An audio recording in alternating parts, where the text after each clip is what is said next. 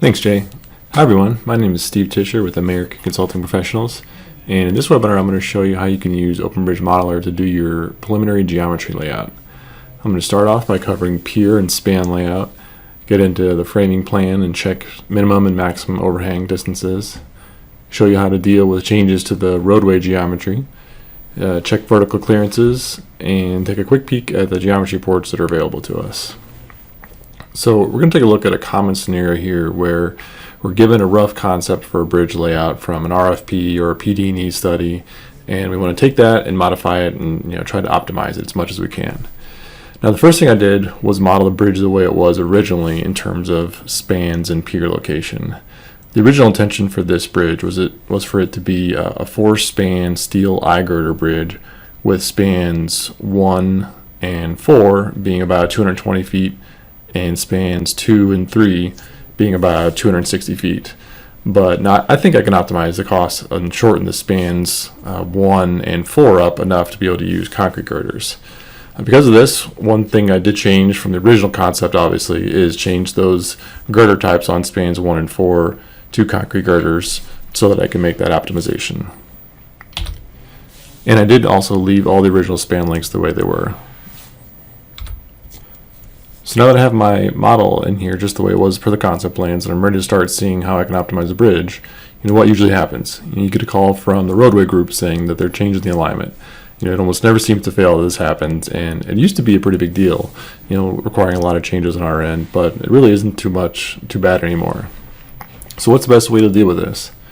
Well, one thing I like to do in these preliminary phases where roadway geometry can change at the drop of a hat is to add the date that I imported the roadway geometry to the name of the file.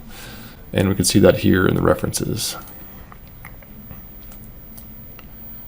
So this is the alignment when I first imported it, and this is the alignment here when roadway made a change to it. You can see I had the date added on the end of it, so that I can clearly know when it was that I pulled that geometry from the roadway geopack file. Now I like creating a new alignment file to reference in that's separate from the original one, because that will allow me to turn the old alignment reference off and turn the new one on to make sure that I'm selecting the correct alignment when I set the active alignment and I update it. Oftentimes the changes to the roadway geometry are very small, and it can be difficult to see the difference between the two. By managing it through your references in separate files, you can't make a mistake by doing it like this. So I'll go ahead and turn the current one, or the old one, off, I should say, and then turn the new one on here. As we can see, it kind of shifted over about 10 or 15 feet or so. So again, just keep that new one on and turn the old one off. Now that I have the new one turned on, I'll go ahead and set the new one as the active alignment. And you'll see how the entire bridge model moves over to the new alignment automatically, holding all the original station values.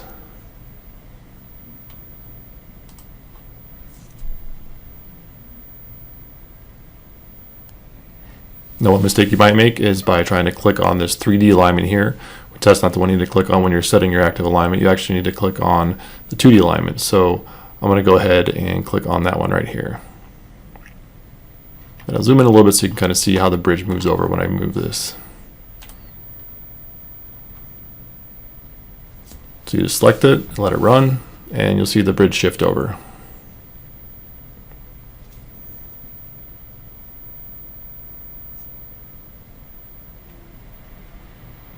So we'll take a little bit of time here as it's doing a lot of math in the background, moving a lot of things over, and there you go. You just see it shifted all over to the new alignment. Again, holding those original stations, and everything is just the way it was. Now we may have to go in there and tweak certain things if it's a big shift like that one was right there. Like you can see some of my bearings might have gotten offset here when that got moved. Those ones look good there, but again, I think the headspan bearings here might have gotten either deleted or moved, so those are some things I can go in there and fix after the shift. And actually in this case, it looks like the shift is big enough that it might have just deleted one of the girders here, so I can easily go in here and click on that girder set, hit properties, and make sure that we get that one added back in there. And I'll just copy the properties from the previous one back over to that one. Hit OK. And there we go. That looks better. Now I got my girders back in there just fine. Bearings, beam seats are all good, and everything's the way it looks like it needs to be. So this is pretty significant. I mean, these kind of changes when a roadway alignment or profile changes drastically, these kind of changes used to take a lot of time to update and see what we needed to do with the bridge geometry and everything. And to be able to have it just move it automatically to that new alignment and then make some minor modifications if something got deleted like that girder there is pretty big. I mean, that's a big time saver there. So now that I have my bridge moved over to the new alignment, the first thing I'm going to do is start checking beam lengths, min-max overhangs on my concrete spans. I want to be able to maximize these as much as I can in order to reduce costs and reduce the steel span lengths as well. So I'm going to go over to a wireframe view. It's a little easier to see what's going on over here. You also see some line work here, this pink and orange and red, and then the green and orange up here. These are some utilities that I have turned on. That way I can kind of see what I need to avoid with my foundations and when I'm adjusting my span lengths. And I'll also go ahead and turn on some of the roadway files so I can see how far up I can bring this end bent and shorten it and shorten the span.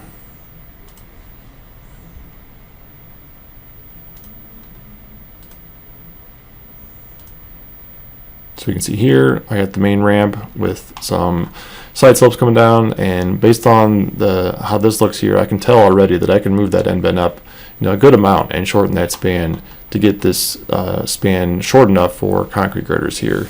Originally the concept is about 220 feet. My max span length with the biggest girders I have available here in Florida is about 200 feet. So I need to move that up at least 20 feet in order to get into the concrete span range, which I think I can do just based on looking at this, but we can take a look at it right now. So I'll start off just by looking at the framing plan here and seeing what my girder lengths are with the current stationing and configuration.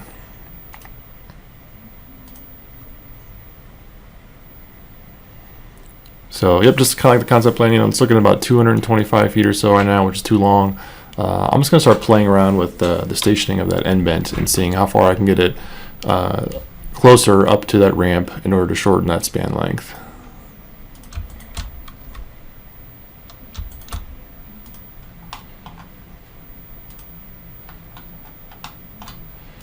So it's a little busy in here, so if we can't quite see what that station is in there, then we can always open up our Explorer and modify things in there. Let's go down to the open bridge model, start expanding these till you find the unit you want to be in. I'm in unit 1 here, and let's look at those support lines. Oh, sorry, not the supports, but the actual support lines here. So the first one is at a 626.77 station here. I think I can get that moved up a good amount so that I can avoid the ramp here and get it short enough to get those concrete girders working. And in this particular one, just by clicking on it here, I can tell that this one was actually set with the parallel offset tool from this one here. So if I click on that, I'm going to see some dimensions here, and this is where I can actually modify that stationing there, but with that offset. So I'm going to go ahead and turn off some stuff to make it a little easier to see what I'm doing here. So I'll go ahead and turn off that roadway file just for now.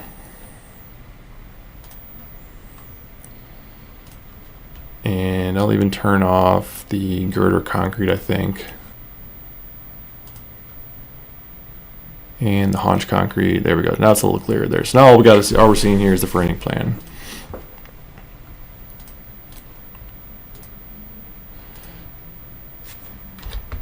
So just like I did before, I'm going to click on that support line, and I'm going to go ahead and change this center value here. This is the offset from the pier 2. So I think I can get that down a little bit here. So I'm just going to go ahead and click on that and put in a smaller value and see where that gets us.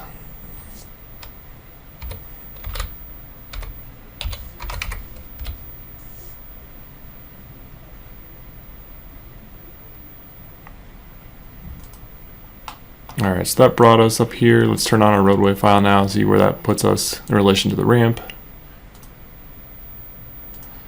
That looks good, and that's probably about as close as I can get that end bent before I start impacting that ramp there. So I just was able to shorten that a pretty good amount there, and let's take a look at that framing plan to see what my beam lengths are now.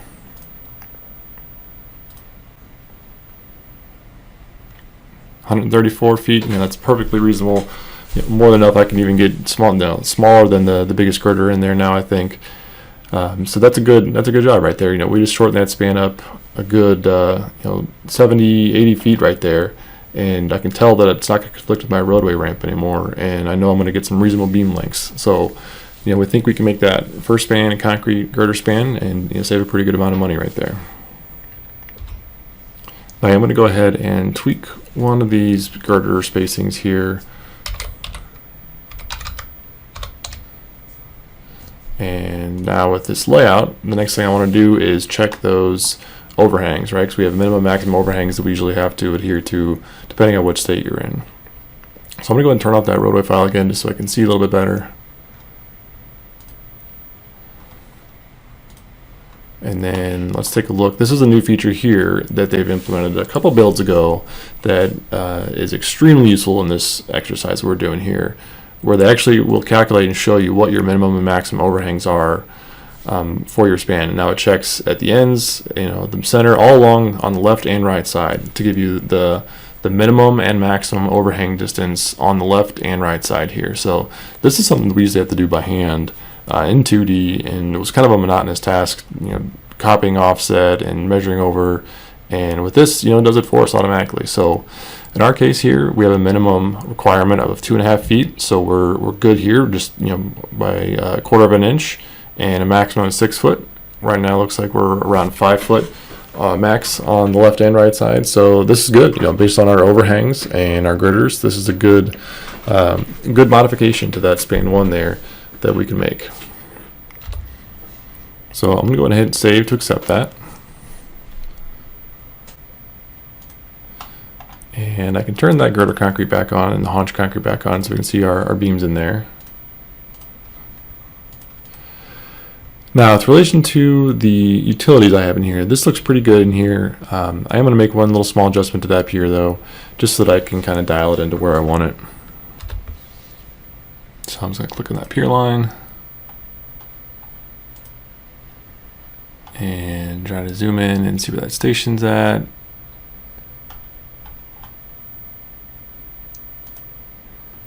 And go ahead and update that.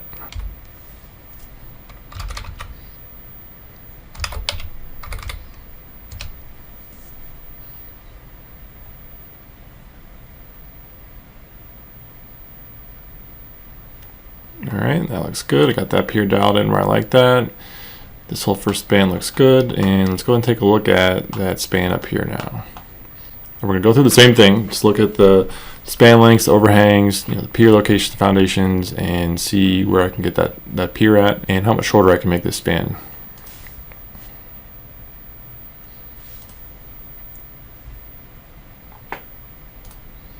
$220 foot offset to begin with. Try something like 170.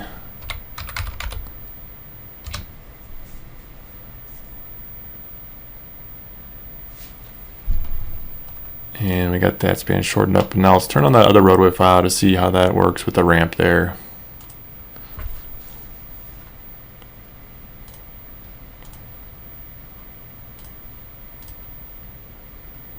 And that's fine here. And I do know that there was a bike path that kind of came around this area right here. So I don't have that file reference in now, but this is about as short as I can make that from that bike path there. So let's go ahead and take a look at that framing plan now that we got that span shortened up. Turn off the roto file to get it a little bit cleaner.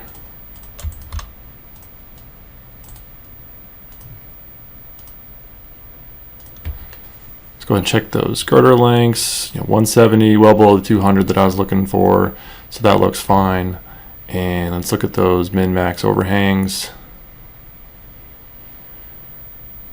Okay, so we got 2.5 or 2 foot 8, 2 foot 8. I'm above my minimums. I'm a little bit over my maximum, so that's fine. I'll just have to do a design or design variation for that, but still within the realm of reason. So that looks good.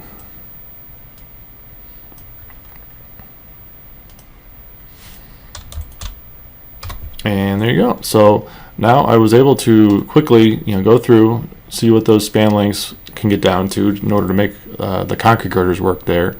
And it looks like both of them are going to work just fine.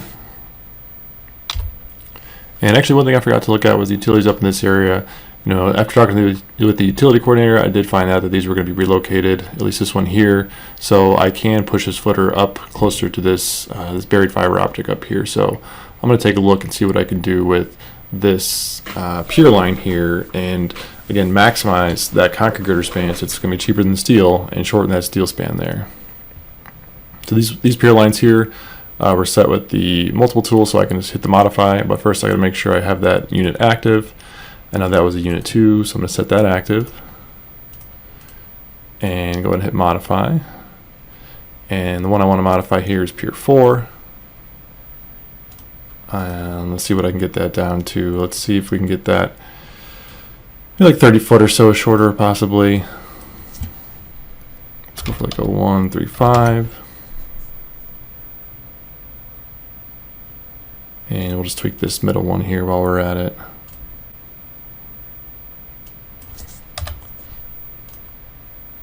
And those look good there. So let's give that a shot and see what that gets us.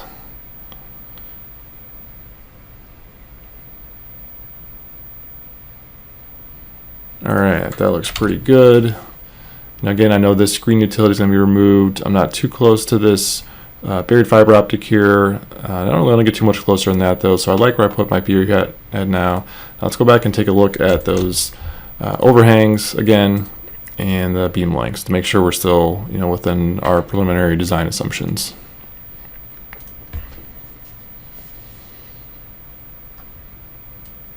Alright, so our chord lengths are still good. Those are still about 170 feet.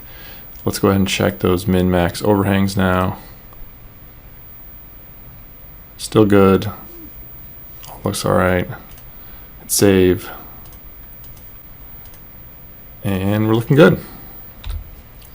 So now that I have my piers where I think I need them to be, my span arrangement the way I need it to be, I'm going to show you how to take a quick look at the underground utilities here and use that clash detection tool. So the clash detection tool can be found up under utilities, under clash detection here. So go and click on that. And there's lots of different ways you can set up the clash detection between levels, references, named groups, things like that. I'm going to go ahead and create a new job here. Utility check. And I'll make this a little bigger so we can see what's going on here. And then kind of zoom out so we can see the area that we're looking at. So I want to check the utility here, that buried fiber optic against the footing and the pile, and see how close they really are.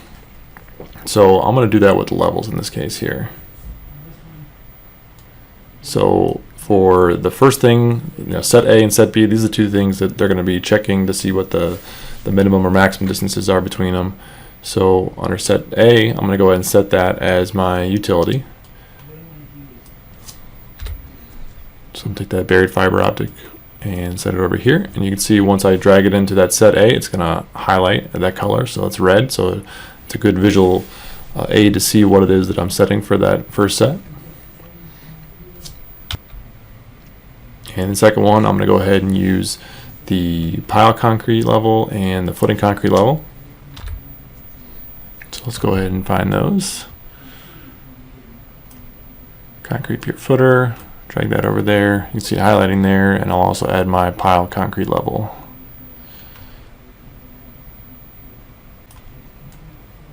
There you go. So now we can see what it's going to be checking against, right? The red is the utility, the blue is going to be the footing and the pile. That looks good, and I want to see if it has any direct clashes at first. So if I hit process, it's going to find no clashes, right? So I'm going to go back and modify that rule and to see how close that really is. So if I think it's probably within 5 feet of there, then I'll go ahead and set that clearance for like 5 foot. This is a soft clearance, so this is just going to check for anywhere where it's less than that 5 feet space in between the utility and the footing or the pile. And here we go. So we did find one where it was. And this will give you the exact clearance here. And if for some reason you don't have the clearance column here, one way you can find it is by right-clicking, show columns, and making sure you have that clearance turned on there. Sometimes that's turned off by default, so you want to just turn that on there. So now I know I have an exact clearance of 2 feet and 4 inches between the utility here and that footing here. And I talked to the contractor, and that's been deemed acceptable. If you want to take a closer look at it, actually I'll cancel here. You can zoom in and rotate around and kind of see where that is located at.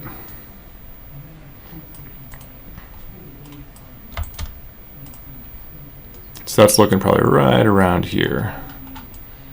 That's where that 2 foot 4 1/8 inch clearance is.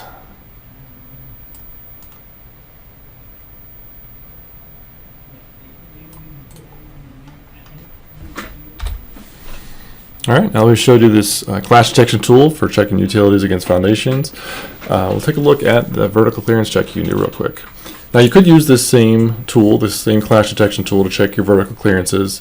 That can get a little tricky because a lot of times when you have your terrain, I'll zoom out here and turn my terrain back on. Actually, let's turn those utilities off real quick. Let's get those out of the way. Terrain's turned on, so I got to turn on the levels.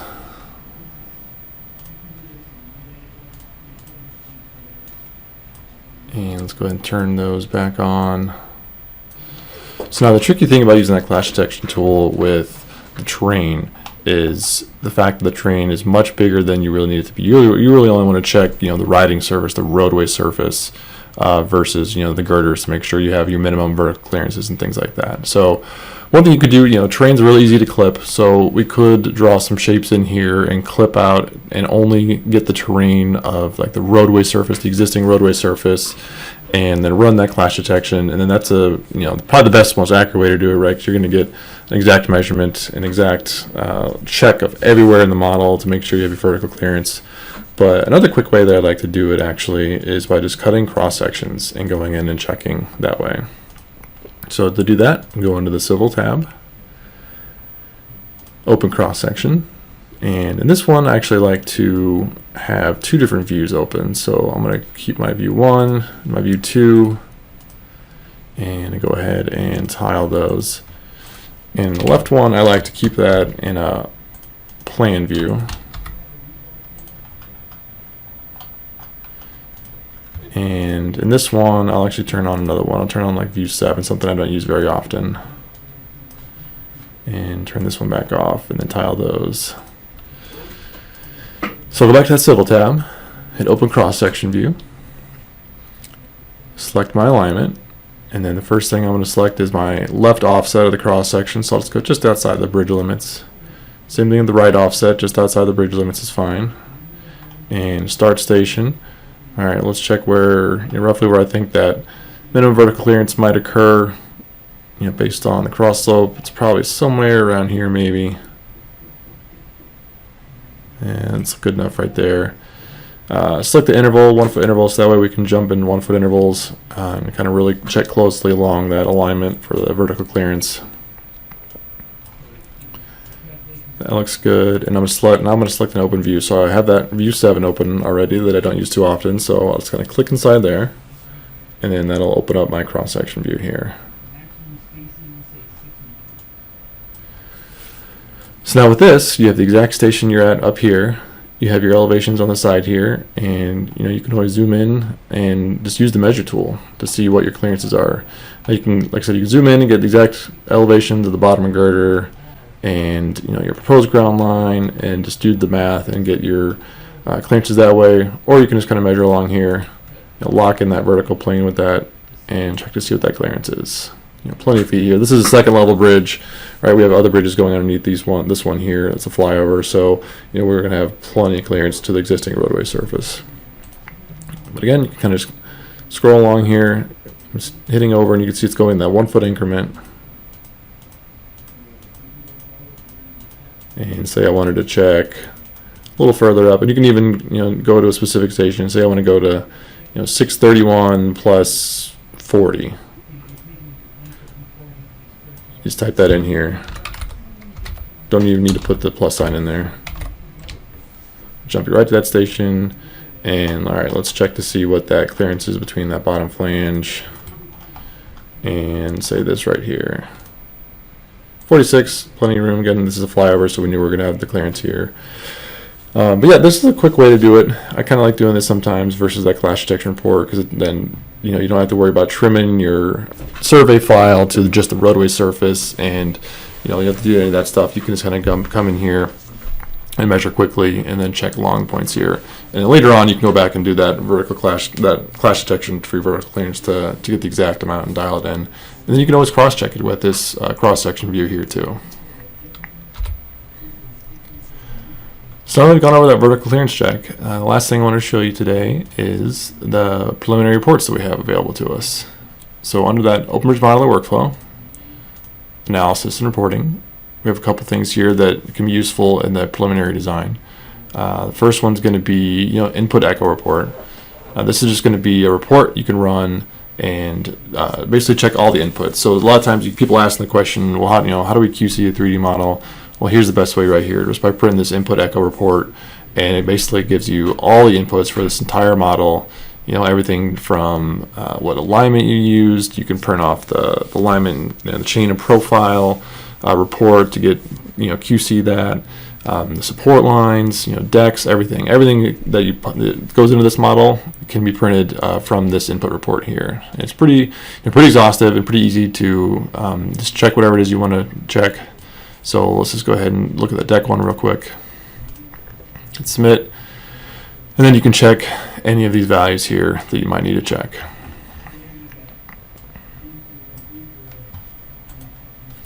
Quantities report. So this is probably, out of all the reports for preliminary design, this is probably going to be the most useful one. Now in the library here under materials, this one's built up pretty well, right? Because this is going to be an FDOT workspace here. So we have all the materials and properties built into here. But along with that, we have unit prices that we can build into materials. So as I was selecting different materials for the different objects that I was modeling, it associates a cost per cubic foot or whatever your unit of measure is for that material, whatever it is you're modeling there.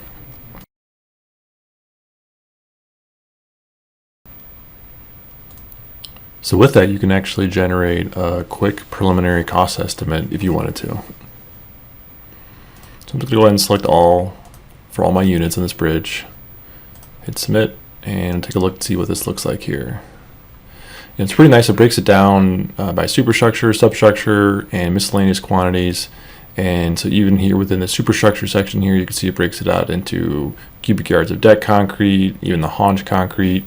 The beam lengths for the different types of beams we have here, in the lineal foot.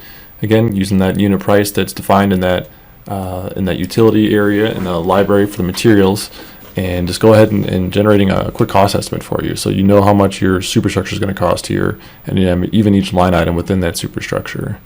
Going down into the substructure, you can see it breaks it out into different substructure components. So the end vents, and within the end vents, the caps, the cheek walls, the piles, even the beam seats, and then the miscellaneous quantities. We have the bearing pads. If we scroll down into this next section here, we can see it breaks it down into like a little pie chart here to see how much, what percentage of each component makes up the total cost of the bridge. You can get a total cost per square foot of the bridge. In this case here, it's something's messed up with it, so it's not reporting square footage, but when it does, then it'll show that, and then it'll give you a cost per square foot of your bridge, which you can use to kind of use as a sanity check against some of your normal baselines. Scrolling down to the unit 2, which is that steel span, we can see it breaking out the steel into pounds of steel based on the flanges and the webs here, so you can know what your total poundage is here. Again, getting that quick rough cost estimate here, which is pretty nice here when you're doing that preliminary design.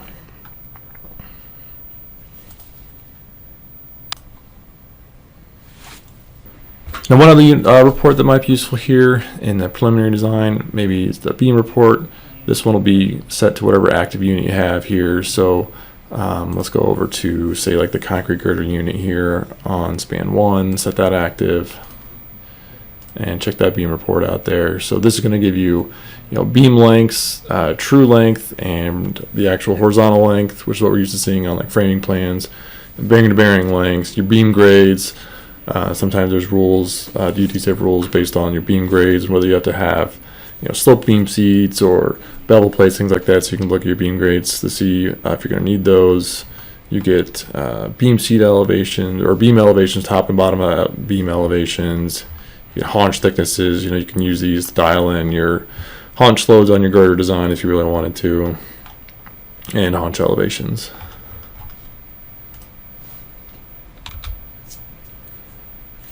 And that's all I have for you today. I think we'll open it up to any questions anyone might have.